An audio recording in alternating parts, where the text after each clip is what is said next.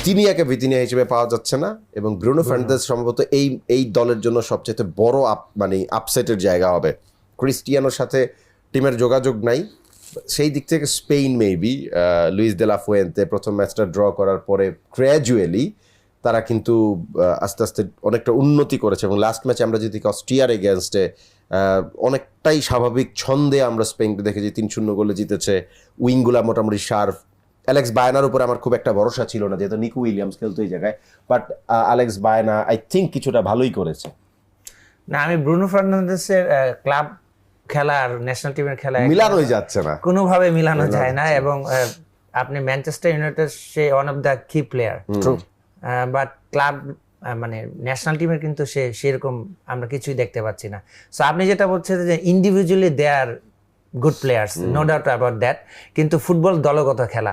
এখন football, modern football এত বেশি ইন্টেন্স, একটা মিডফিল্ড বা একটা অ্যাটাকার, সেই সবচেয়ে বেস্ট অ্যাটাকার যার ডিফেন্ডিং বেটার, রাইট। সো এইটার কিন্তু বেশ একটা আমরা মানে কমতি দেখেছি, স্পেশালি পর্তুগালের। সো তারা যদি এগুলো ওভারকাম করে আসতে পারে, তো আমার কাছে মনে হয় এখানে একটা কম্পিটিটিভ ম্যাচ হবে। At the same time spend কিন্তু তাদের ধারাবাহিকতা, তাদের এভারেজ পারফরমেন্স ভেরি গুড, এবং তারা কখনো তাদের খেলা নষ্ট করে না, মানে তাদের স্টাইল অফ প্লে এটা কখনোই চেঞ্জ করে না, অপোনেন্ট যেমনই হোক। আপনি যখন কাবো ভার্দের এগেনস্ট আমরা দেখেছি দুইটা উইংয়ে শুধু ডায়াগোনালি তারা মানে 67% বল মুভ করাইছে, একটা স্টেট নিতে মারতে পারেনি।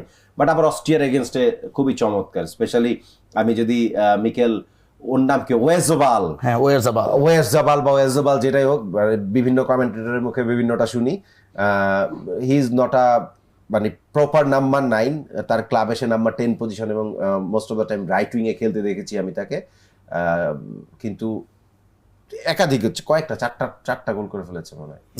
দেখেন, স্পেনের সবচেয়ে মূল শক্তি হচ্ছে তাদের midfield control. So midfield control করতে পারলে আপনি মানে যে কোনো ম্যাচেই কন্ট্রোল করতে পারবেন। বেস্ট মিডফিল্ডার আছে, এবং তাদের গোলকিপার অলরেডি 519 মিনিট কোনো গোল খায়নি, সো অলরেডি সে রেকর্ড করে ফেলেছে সিমন। এবং ডেফিনেটলি তাদের ডিফেন্সও এখানে মানে কৃতিত্ব দিতে হবে, শুধু ডিফেন্স না, কারণ আপনি ডিফেন্সের সাথে মিডফিল্ডের যে কম্বিনেশন, বা আপনি যখন একটা গ্রুপ ডিফেন্ডিং করবেন সেখানে কিন্তু ডিফেন্ডার, মিডফিল্ডার, অ্যাটাকার সম্মিলিতভাবেই কিন্তু আপনার ডিফেন্স করতে হবে। সো আমি মনে করি যে অ্যাজ এ টিম স্পেন অনেক ভালো করছে, এবং বাট আমি মনে করছি যে এই ম্যাচটায় যদি পর্তুগাল তাদের যে ভুল ত্রুটিগুলো আছে, বাঁচতেই হবে পর্তুগাল নাকি স্পেন, নয়ন ভাই? আমি স্পেনকে এগিয়ে রাখবো। স্পেনকে। এটার মার্জিন কেমন হইতে পারে? 2-1 স্পেন 2 পর্তুগাল 1। শামস রশিদ নিজেই স্পেন ফ্যান, সো আপনি কি নয়ন ভাইয়ের সাথে যাবেন নাকি স্কোর লাইনটা চেঞ্জ করতে চান? স্কোর লাইনটা চেঞ্জ করতে চাই, 1-0 স্পেন। 1-0 স্পেন।